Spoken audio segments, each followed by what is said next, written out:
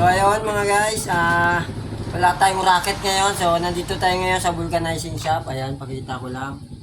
Ayan. Siyempre, dito tayo rumaraket kapag walang gawa. So ito rin, isa sa racket ko. Yung paggawa ng mga paninda, nagtitinda po kasi ako ng mga paminta pag walang gawa. So ito.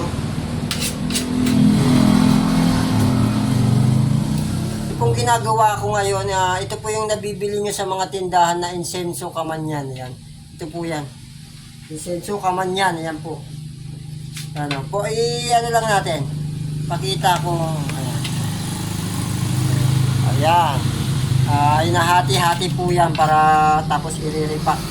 Lalagay sa plastic tsaka iriripak.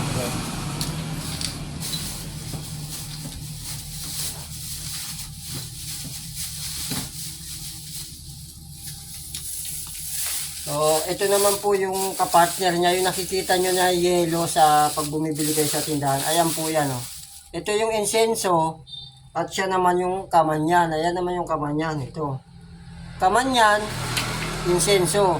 Pag pinagsama, insenso, kamanyan. Ayan. Ayan po yung ginagawa na pausok sa mga bahay.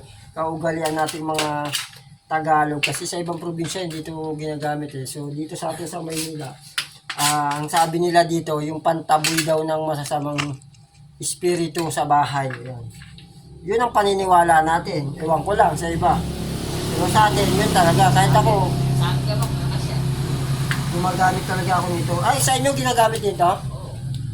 Sa kanila rin pala, gamit din sa probinsya. Pero ako talaga, yung sa napuntahan kong probinsya kasi hindi sila nagamit ng ganito. So, dito lang.